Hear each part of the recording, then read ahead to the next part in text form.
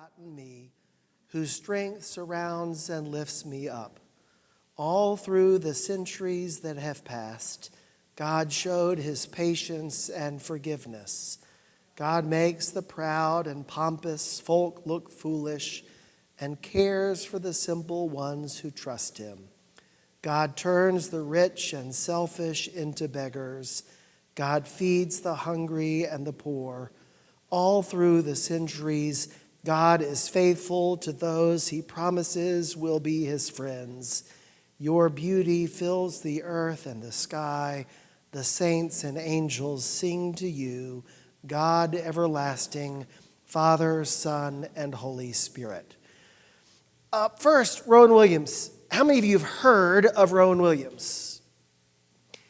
Ooh, I'm so glad that we're starting from scratch with some people. That's wonderful news. I'm delighted. Those of you who have heard about Rowan Williams, what do you know about him? What's significant about Rowan Williams? Charles? His eyebrows. His eyebrows. That's correct. He's got some doozies. He's got doozies of eyebrows. Yeah. What else do you know about Rowan Williams? Yep. Reminds you of Peter Pan. Yep. Not the same Williams. Yep. There's really very little silly about Rowan Williams. He might be the least silly person I've ever met in my entire life. So, kind of a funny thing. Sarah on the other side. Yep. What do you know about Rowan Williams? A lot, I bet.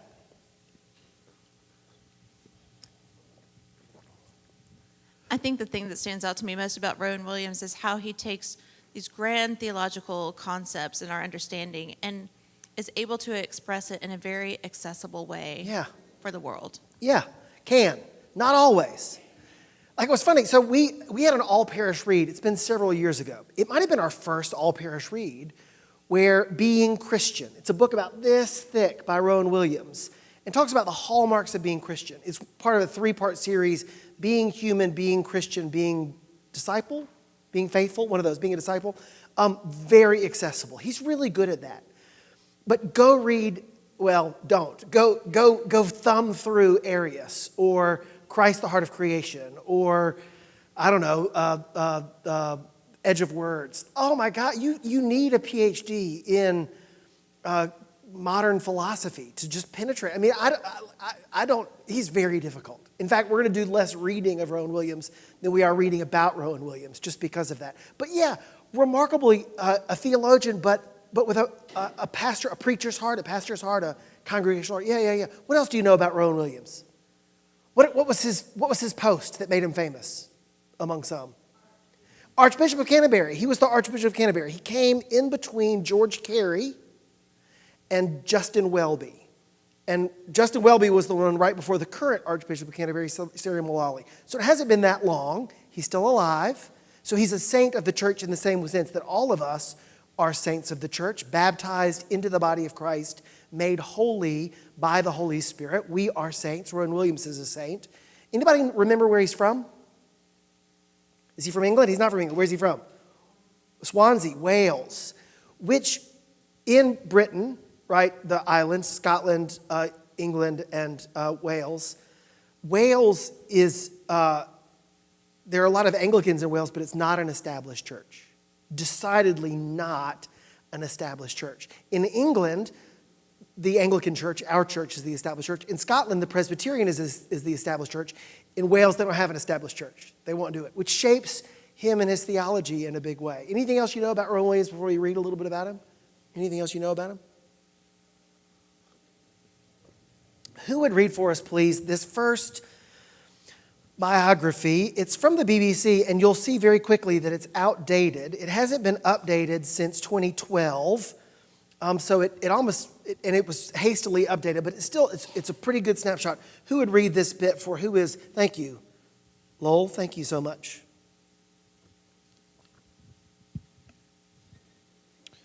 Dr. Rowan Williams was nominated as the 104th Archbishop of Canterbury in July 2002 and officially confirmed in the post at a ceremony in St. Paul's Cathedral in London on the 2nd of December 2002. Dr. Williams announced his resignation in March 2012 to step down on the 31st of December 2012, putting his time in the post at just over 10 years. Rowan Williams was born in 1950 and was brought up in Swansea, where his father was a mining engineer. His academic ability became apparent at an early age, and he went from grammar school to Cambridge and then to Oxford for his doctorate. He then went to lecture at Muirfield Theological College near Leeds before returning to Cambridge and Oxford. First, he was dean and chaplain of Clare College, and then, aged 36, he became the youngest professor at Oxford. 7 years earlier, his first book had been published. In 1992, he surprised colleagues by accepting the post of Bishop of Monmouth, seen as a backwater by the Oxford elite. The post spoke to his pastoral calling and his Welsh roots. Plus, it was a good place for Rowan Williams and his late wife Jane, a lecturer in theology whom he met while living and working in Cambridge, to bring up their daughter Rhiannon and son Pip. In 1997, Dr. Williams came close to being offered the post of Bishop of Southwark. There were fierce wrangles at the time between anti- and pro-gay lobbies in the diocese. When George Carey, the former Archbishop of Canterbury, asked Rowan Williams to distance himself from his pro-gay writings on the subject, he declined. In 2000, he was enthroned as Archbishop of Wales. Rowan Williams is regarded as a liberal, even a radical, but in general, his theology is orthodox. It's been nurtured by Anglo-Catholicism, Russian mysticism, and scores of encounters with other traditions. Many of his ethical positions are orthodox too. For example, he is opposed to abortion and believes consumerism exploits, corrupts, and causes a premature sexualization of children. Williams is sympathetic to the proposal that the Church of England should lose its established status and become a church on an equal footing with the Catholics, the free churches, and all the other Christian denominations. This is not a view likely to endear him to traditionalists. Rowan Williams is expected to be a formidable presence on the political stage, too. Before very long in office, he had already spoken out against war with Iraq, criticized military action in Afghanistan as morally tainted, and challenged the government's asylum policy. Thank you. Went down the wrong way. What do you learn? What do you learn about Rowan Williams from that bio? What sticks out to you? What seems interesting to you? What surprises you? What doesn't surprise you at all? Yeah, Trent.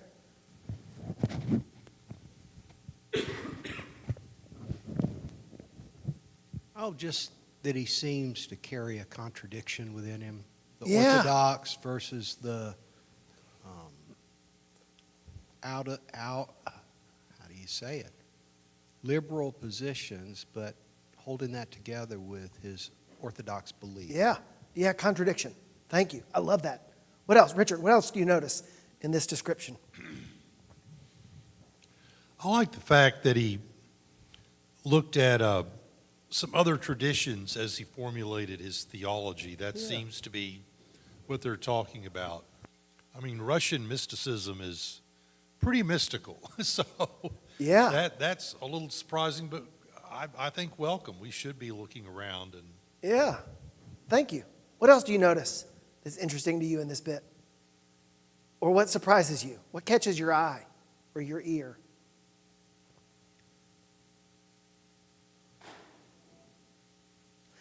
I find it interesting. I mean, sometimes you have to read, especially with English journalism, you kind of have to read between the lines. It's a little, it's a little more fun. Like it keeps you on your toes a little bit. Like I find the bit about liberal but orthodox, and then the mention of abortion and human sexuality, kind of as like somehow the BBC or English culture back when this was originally written, which as you can tell has been revised over the years and kind of carelessly, but originally written before he became the archbishop, right? This was sort of like we announced, who is this guy that's the new archbishop? Really interesting that what was on their hearts and minds right then was he's very liberal, but orthodox, and somehow that informs our understanding of abortion and human sexuality. Those were big topics. Do anybody remember what the Episcopal Church felt like in 2002, 2003, 2004? That was a weird time. Gene Robinson, first openly gay bishop, elected, confirmed, consecrated as Bishop of New Hampshire, which in many ways kind of gave excuse for people in different poles or extremes in the Episcopal Church to take sides and to split and to result in schism. And Rowan Williams was right in the middle of all that, not only in England, but throughout the Anglican communion. We'll talk a little bit more about that in a little bit. Anything else in that description catch your attention? Yeah, Brentley.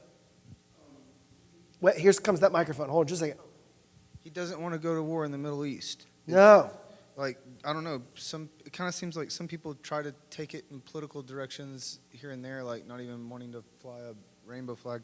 And he's just like, okay, cut all that. We're all here together and no war in the Middle East. I don't know, that's just kind of what stood out to me. Yeah, thank you. Yeah. I think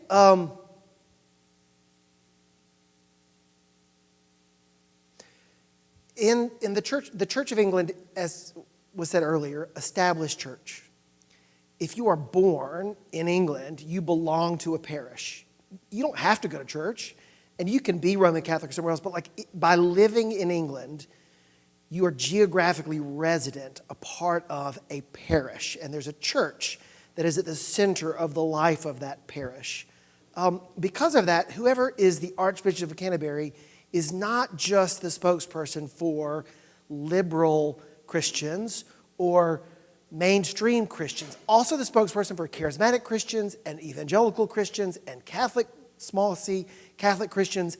So whenever the Archbishop of Canterbury, the singular figure who more than anybody else represents and speaks for almost all of the Christians in England, an ethnically, politically diverse country, when they show up and say war is wrong, like, I think Episcopalians are kind of used to our leaders saying that war is wrong, but imagine if, like, all of the Christian leaders in this country got together and said war, like the war in the Middle East is an evil thing, and the people who are leading it are murderous. Those are the words that Rowan Williams used. Like, those are strong words for the leader of Christians to say. So because of that, there was a lot of anxiety about his appointment, and probably a lot of pressure that he felt as well. Other thoughts about what we've read so far?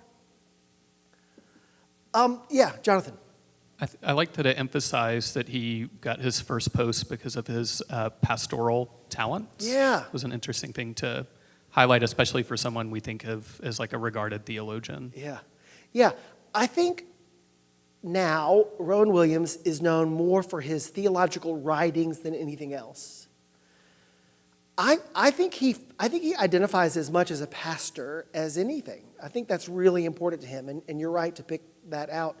He is, at least in the last several generations, maybe 100 years, the only bishop in the Church of England who didn't go to seminary. He got a PhD. He didn't go. Nobody ever taught him how to preach. He had to sort of pick that up on the go. But when you're that smart, right, and also because professorial appointments often come with canonical, being the residentiary canon of a cathedral. So sometimes there's an overlap that we can't appreciate fully in this country. But I think absolutely a pastor. He's also a poet. We're going to read, again, one of his poems. A dramatist. He wrote a drama, a play, a hypothetical play about Shakespeare, which got good reviews. He is really a polymath. He speaks at least 7 languages and knows at least 12. So Russian, Welsh, English, of course, but lots of other languages. Really a remarkable character. Let me say a little bit more about his role in the church before we read the next piece, which has more to do with his writings and his theology. when I was getting ready for today's class, I did a search in the folder on my hard drive called Christian Education for Rowan Williams. His poetry came up. We looked at some of his poetry during Advent. We did a theology of waiting, probably about 5 years ago, so I can't really remember. Anyway, but the other place where it showed up is not long after I was ordained. I taught an adult forum series in a church in Montgomery, Alabama, on the Anglican covenant, which was really big news around 2005 and 6. And a lot of it was because of Rowan. Anybody remember talk about the Anglican covenant? Maybe if you really paid attention back in 2005 or 6. So after Gene Robinson was elected consecrated bishop, and at the same time, the Diocese of New Westminster in the Anglican Church of Canada began blessing same-sex unions. The Anglican Communion, for, I don't know, the third or fourth time in its history, had a moment of theological crisis. It didn't know what to do. If you've been to the Inquirer's class and you remember the class about the Anglican Communion, you'll probably remember a little bit about the fact that we are held together not by a top-down, this is what we believe, this is what we're supposed to think approach, but kind of a common worship. We all pray similar prayers. We worship in the same or at least a similar way, and that's what holds us together. But over the years, as places like the United States and New Zealand and Canada and England and India have begun to worship in ways that reflect their authentic expression, but ways that are different from each other, it's been harder to know what holds us together. And when a very public, very big, very challenging decision like consecrating a gay man to be a bishop, a sign of unity in the church, it was a big deal, a big challenge. Well, Rowan Williams became the Archbishop in December of 2002. Gene Robinson, his election was approved by General Convention in the summer of 2023. I went to seminary in the fall of 2023, and everybody was like, "Evan, what's going to happen?" I'm like, I don't even know who Gene Robinson is. Like, I'm new at all this stuff. But there was so much pressure. Maybe you felt it as well in your own experience in your time. What I think Rowan Williams, maybe his greatest contribution to Anglicanism, is to convene, not the Eames Commission, but the other commission that produced the Windsor Report. I can't remember the name of the commission, forgive me. He convened this group that produced what's called the Windsor Report. And the Windsor Report was a recommendation for all Anglicans across the globe about how it is that we're going to stay together. How do we stay together? And Rowan Williams was really clear early in his time that it's going to be very difficult for us to stay together in explicit, legislated ways without creating different tiers of Anglicans. We've got the real tier, the people who sit at the real table with the Archbishop of Canterbury and all the real churches. And then we've got secondary churches like the Episcopal Church or Canada or New Zealand, where they do things that those at the big table don't like. And we might even have tertiary people who don't even want to be in the same room as people at the second table, so they're not invited. So Rowan Williams laid it out, said we've got to do better than this. And the Windsor Report and the Anglican Covenant, which was proposed as a result, was a way for us to figure out how it is that we're going to stay together. Rowan Williams had a lot to do with that. And it failed. It didn't pass. We couldn't do it. We couldn't figure out how to do it. It was too much. And yet the process was effective because we're still Anglicans. The Church of England still welcomes us to those gatherings. Somehow we managed to hold those ties together, even though with the election of Sarah Mullally as the Archbishop of Canterbury, those ties have begun to be threatened again by those who don't like women in positions of leadership, especially historic positions of leadership that convene bishops from around the world, from places where women aren't allowed to be bishops. That's very threatening. And so again, the Anglican Communion is at a moment like this. But I think the legacy of Rowan Williams, to do that hard work, to present it, to allow the church to say that's not good enough, and to let the cards fall and trust that the Holy Spirit will hold us together, I think that will end up being Rowan Williams' greatest contribution to Anglicanism. Thoughts about that, especially those of you who remember those days, who remember what that was like. Thoughts about that, or thoughts how you've received that, or how you understand this Anglican communion to be held together. Any thoughts or reflections about that? Yeah.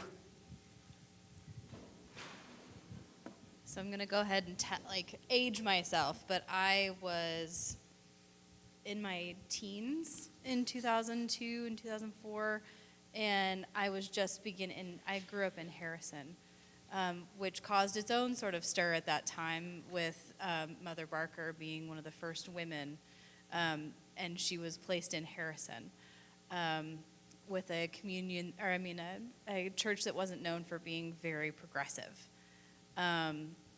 And there was a lot of discussion about the church, the bishop doesn't know us as a community. Yeah. And this, at the very top of the, not hierarchy, but the theological winds, that conversation happening at the same time it was happening at the microcosm of my church felt very much like there was a rudderless era that was happening, and being able to have someone who had a foot in both camps helped to sort of bridge that gap very well. Yet that sounds like the work of a pastor, even though I presume Rowan Williams has never been to Harrison, Arkansas, and yet, like somehow as a spiritual leader without any authority in the Episcopal Church, the Archbishop of Canterbury has zero authority in the Episcopal Church. If the Archbishop of Canterbury said, we're all going to do this, we could laugh because it doesn't matter. Yet when they speak, we listen because they matter to us in other ways.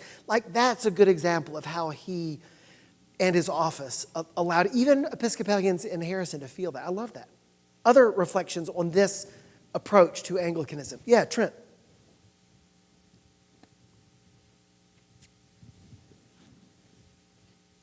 I'm not sure how this fits, but I suspect it does. At the time, we were attending St. Margaret's in Little Rock, and that was our entry into the Episcopal Church. And Chris Keller was the vicar then. And he was part of a group who consented to study and pray over the issue before making his statement to St. Margaret's, which he did. And Chris, kind of like Rowan Williams, was very orthodox, but has taken some somewhat liberal positions. And one of them was he was kind of against gay marriage at first. And after praying over it and studying it, the position he came out with basically was, how can I deny something so important to me in my life to others? And I'm not sure if that whole invitation to prayerful study for the heads of churches was part of Rowan Williams' suggestion or not. I don't know. Yeah. But it was impactful on me and on St. Margaret's, and is one of the reasons I'm Episcopalian now. Yeah, even though I don't think, even if the Archbishop of Canterbury and Rowan Williams didn't have any direct authority in the Episcopal Church, the model of being thoughtful, intentional, prayerful, carries on. When he was elected in 2002, as this article hints at, a lot of conservatives thought we're done. We are done. They knew the direction that the church was headed, and Rowan Williams clearly liberal on a lot of issues. We're done. And yet, his thoughtfulness became exactly what the wider church needed to be sustained during that time. Yeah. The issues of human sexuality, I think, really plagued Rowan Williams and his ministry, as we saw in the article here at the top of the screen, right? So he was going to be the Bishop of Southwark, but George Carey said, "Look, if you're going to be the Bishop of Southwark, you've got to distance yourself from what you wrote about the queer community in the past." And he said, "No, I'm not going to do it." And so they said, "Well, you don't get to be the Bishop of Southwark," because that's the way it works. And yet he stood for that.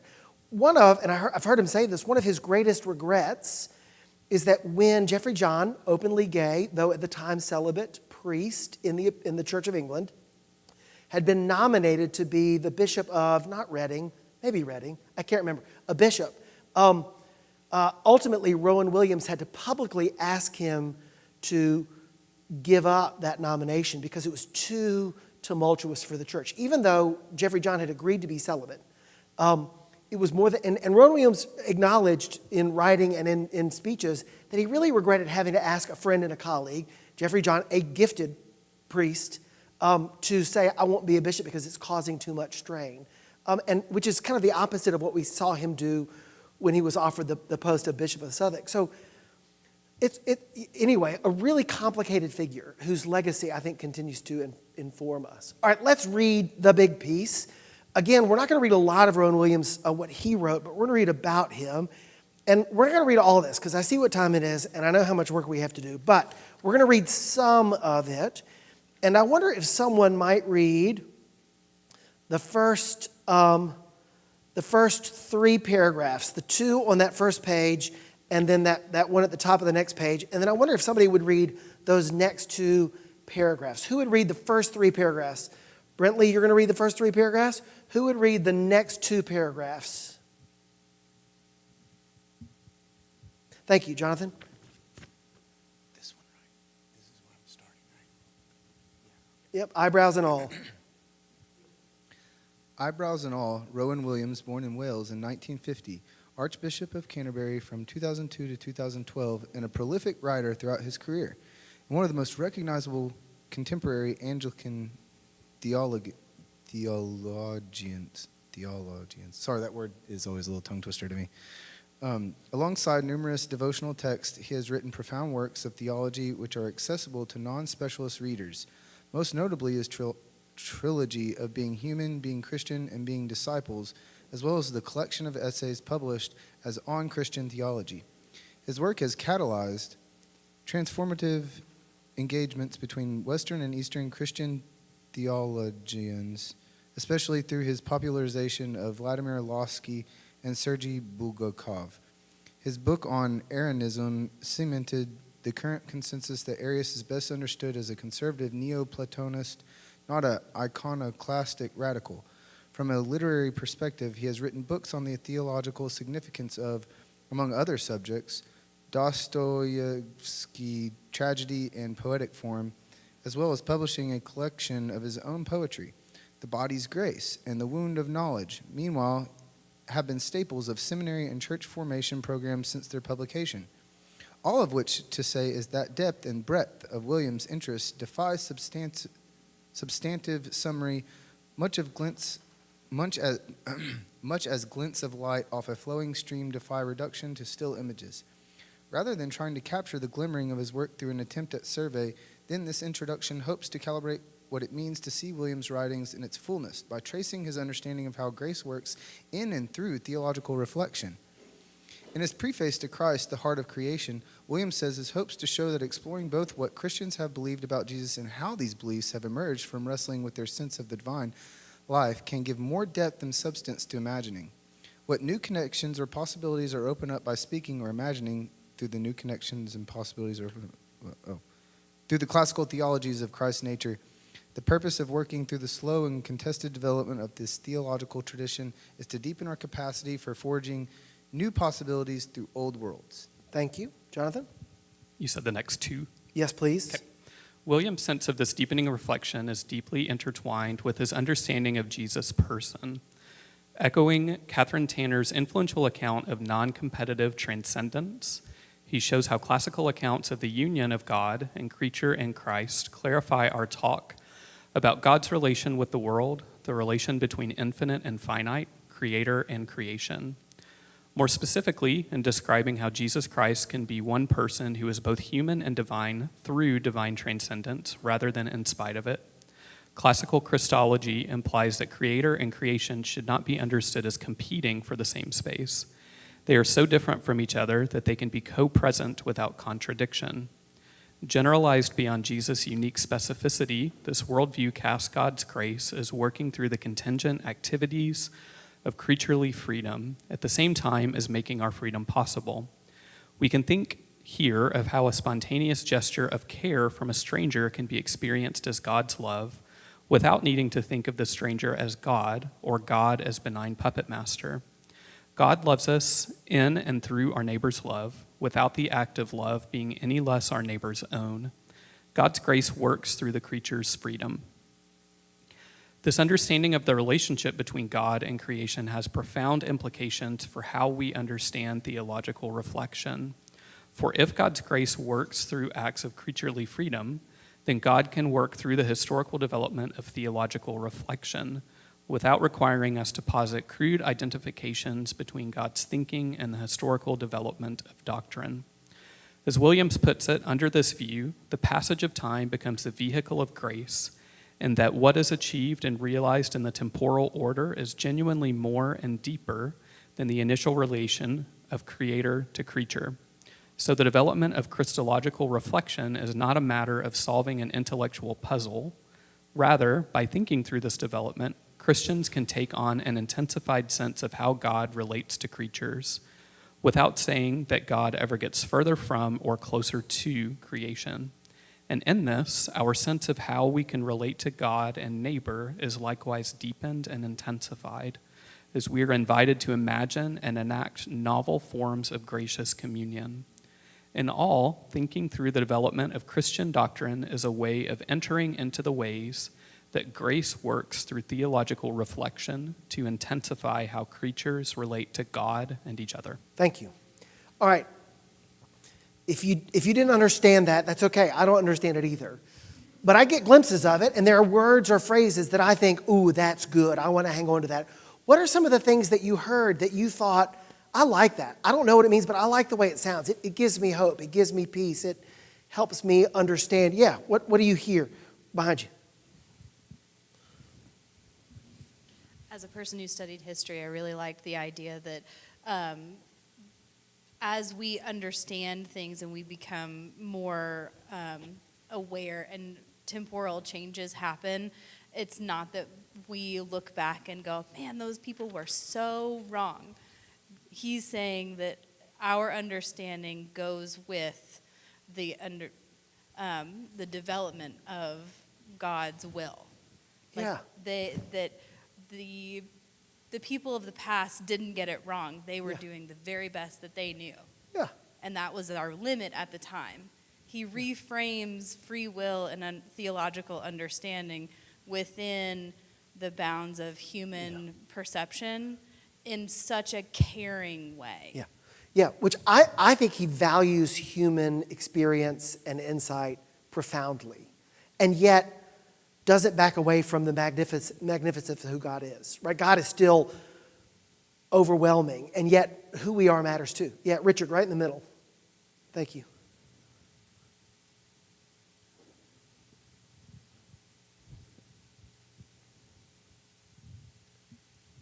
What really jumps out at me is the idea that creator and creation are not in competition, Yeah. and that they can both occupy the same space and not contradict each other. Yeah. And that strikes me as just something I'm going to have to meditate on and work out all the things Yeah. that means. I might have to read his book on it to see further what he says, but that is profound and sublime truth to me. Yeah, I love that. And the author helps us hear the connection with a theologian called Catherine Tanner, contemporary Anglican theologian, who I think is at Princeton. At Yale, thank you. If you want to know more about that, read her short systematic theology. She talks a lot about that non-competitive transcendence. It's a good text. Yeah. I think there's a deep pastoral concern here. Like, for someone who writes in such complicated ways about who God is and how we understand who God is, the goal is grace. Like, let's figure out how we can know God more. It's a beautiful goal that undergirds all of his work. Let's skip ahead. I want to save time to watch a quick video. So let's skip ahead, and I'm going to read. Let's see. I'm going to read from Most Fundamentally. So that's on the next. Skip a page, go to the bottom of the next page. I wish I had numbered my pages, but I didn't. Most Fundamentally. And I'm going to read that paragraph and the one that follows because I'm a fast reader. And I've had practice because I've read it a couple of times. Here we go. Most fundamentally, Williams shows that our ways of making meaning can themselves be transformed by what we say. In our habitual speech, he argues, there is an underlay of language taken for granted. This does not just cover facts we treat as given, but specific ways of thinking and reasoning, of creating and then ascribing meaning. Think of how one forms a concept, human, for example, and then uses this concept to render an array of claims meaningful. The ethical import of human rights, the responsibility to avoid acting inhumanely, the ascription of a particular consciousness to the world of other bodies. Judgments of this sort are often made instantly because of how deeply human is encoded in the underlay of language. Indeed, this underlay is a feature of our life that we rarely see operating because its very operation governs how we see. It shapes what we can imagine, and so what we can imagine doing. Our talk about God can, however, much like various forms of poetry and other modes of reflective thinking, provoke a crisis in our habits of thought, one that transforms the fundamental framework of our imagination. As Williams puts it, part of our linguistic practice is to put pressure on what we say in order that we may come to see more than our initial account delivers.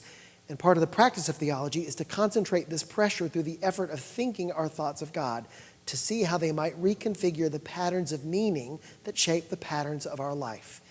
It is here that we see how theological reflection can deepen and intensify our relationships with God and each other, namely by transforming our most fundamental habits of mind. Christian theological speech, in its attempts to speak of the humanity and divinity of Christ, the unity and triunity of God, the co-constitutive nature of grace and freedom, puts pressure on how we understand each of these terms. By joining these words together in ways that should not work, theological reflection generates an excess of meaning, making strange what might have seemed familiar. Williams thus holds that our words about God should be carefully calculated shocks, designed not to represent God according to a fully coherent logical system, but to disrupt the coherence of our schemas as we try to represent God through them. Importantly, this means that theological reflection must make itself strange as well. Christian theology should not be a last word from which to discern the absolute truth of the world. So I hear in that some of what you said earlier, Trent, which is contradiction matters, right? I mean, orthodox and radically liberal, which is to say orthodoxy and conservatism and liberalism very much inform who is academic and pastoral. And I think we see that, and this is I think this author does a good job of distilling what Rowan Williams writes. And I feel that contradiction coming through in fruitful ways, in helpful ways. Rowan Williams doesn't just write about God, he writes about writing about God. He helps us see how we see about God. Anyway, so any chance you get to read Rowan Williams, it's absolutely worth it. The skinny books, being human, being Christian, being disciples, are a great place to start. Some of the other essays are good as well. If you really want to do it, we'll do some reading of Rowan Williams together. As I said, he's probably my favorite person on the list. All right, we've got a few minutes left. Let me show a video. I'm not going to show the whole video, and this will make Dan nervous because I'm switching over to audio, and Dan's sitting there thinking, oh boy, we'll see if this works, because of course we didn't get a chance to try it out earlier. But if you search for Rowan Williams and go to the videos tab, like there are lots of videos of Rowan Williams. But this is one that an interview he gave about 2 years ago. And it feels to me like it was anticipation of the book that he just published a month ago about solidarity. And we're only going to watch the first, 6 or so minutes of this video, but it's a good video about why does what we do matter? Why does church matter in an increasingly secular age? And I found this really encouraging. So let's see if I can get it to work, and if I can't, bear with me. That's not a good sound, because there isn't a sound. Hold on. Oh, there is a sound. Hold on. Hooray. There's a sound. Let me see if I can figure this out. Let's make it big. Let's make the sound. No, it's all the way. And let's turn me up. Oh, wrong one. Yep, turn me up. Thank you. I got it. Thank you so much. It might be really loud. Hold on. It was a rude shock.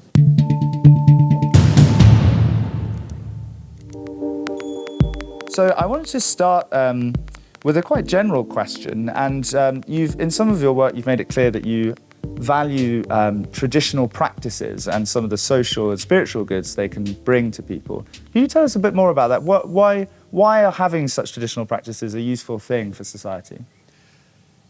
Most of us are helped, I think, by having a kind of shape into which we can put our experiences. Doesn't mean that it's a mindless repetition of habit, but I think trying to cope with especially very significant experiences, both celebration and loss, trauma, trying to cope with those just on your individual resources is quite hard work. Right. And I think part of the importance of ritual is, well, there's something I can do. There's something I can latch onto and kind of hook myself onto something solid for the bumpy ride. You know? So, Oh, an ad. Ugh. Hold on.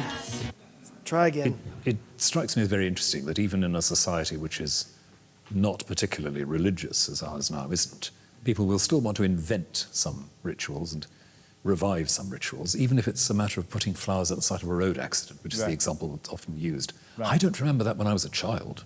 Right. Nothing like that. Interesting.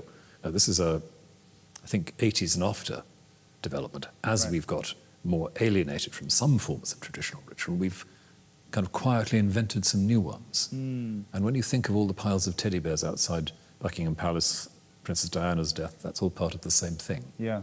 So, yeah, it's the need to have something to hang on to, I think. to Okay, shape. so as you mentioned, this, that we don't live in the most religiously orientated society. I mean, how do you see the church's role in keeping up those traditions, keeping up those frameworks for people to latch their experiences to? Some people, I believe, will always want to belong to the church. They will be convinced that that is how reality is. That's where they want to live. That's where they want to belong. That's where I'm coming from. Others will say, I'm not quite sure about whether that's it or whether I want to live there, but I'm quite grateful that there are some structures to slip into from time to time, that somebody's thought about the words to say at these moments, rather than just leaving it to me. I would add, over a number of years. Over a number of years. And I like the idea that in some ways the church is there partly to be an open door for people to find something of that. Right. So I think in an ideal situation, they're not universal, but in an ideal situation, the presence of a church in a community is a way of saying, look, there is somewhere to take some of these important moments and some of these difficult emotions. And we won't ask you to sign up to kind of membership conditions, but we will be there to give a bit of a handhold as time goes on. And I see this at local level. I'm living in Cardiff. Of course, in the last week, we've seen a colossal explosion of frustration and anger in a very deprived community. I suppose about a mile from where we live, and part of the same parochial family. Right. And it's interesting that, unsurprisingly, the parish priest there has stepped forward and opened the church and been around in the community. Same with Grenfell. Yep. Oops. A couple of years ago. Yes. Yes. That appalling tragedy. That was an event when people of all faiths, commitments, and none, I think, were quite grateful that there were people there whose job it was just to keep open the door into a bigger frame of reference. I mean, so Grenfell is an excellent example of Let's stop there. Doesn't he sound like a pastor?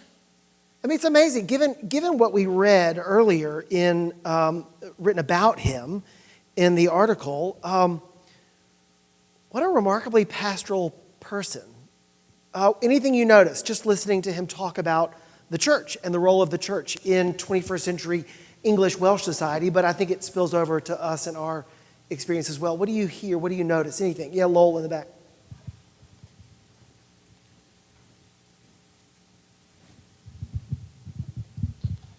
I think he was really gracious in positioning the church as something that is available to the community in the context of, the church is less relevant or central or powerful in his cultural moment, and saying, and I think that connects to his not wanting the church to be an establishment church in the UK, but saying we want to offer ourselves not from a position of dominance, but of service to the community in its time of need. When and if people want to come to us, we will be there for them. Yeah, great insight. Thank you. Anything else that you heard or intuited or sensed from that video? I've met Rowan Williams 3 times, and all 3 times he was as cold a fish as you can imagine. I don't know why, but maybe I just caught him on 3 bad moments. But he just, I think he's very shy. I think very sort of inwardly focused. Yeah, Trent. Yeah. He's so warm in the video. It's kind of odd, right? Anyway, yeah. Just as he was speaking, I was reminded of many of you have probably seen Hamlet and the end of it, where Shakespeare's son Hamlet dies, and they are estranged from the church because of his wife's dabbling in nature and healing. And he writes the play Hamlet as an alternative liturgical, spiritual process in which to release his son. And that's the role the church plays in a community and offering a liturgy and offering a theological framework in which to deal with all huge experiences in life. Yeah, and I think Rowan Williams' experience of Russian mysticism, which is where he got his PhDs in Russian mysticism, as well as sort of his ability to respect ancient mystical and spiritual practices, what we might call Druid practices. Some of that got him in trouble. Well, at least it was a source for criticism of him as he became the archbishop, and evangelicals get really nervous about sort of the woo-woo. Anybody who has anything to do with Druids, we get really anxious about that. But actually, there's a beautiful, deep, human encounter of the divine that I think Rowan Williams values and appreciates. And I think that fills his writing, even though he is as orthodox and traditional in just about any theological writing, deeply human, deeply pastoral. Such a rich wealth, not only theologically, but as I said earlier, to the Anglican communion. All right, that's enough for today. Thank you very much. I've enjoyed it. Next week, number 5 on the home stretch. Who will it be? Hope to see you then. Thanks.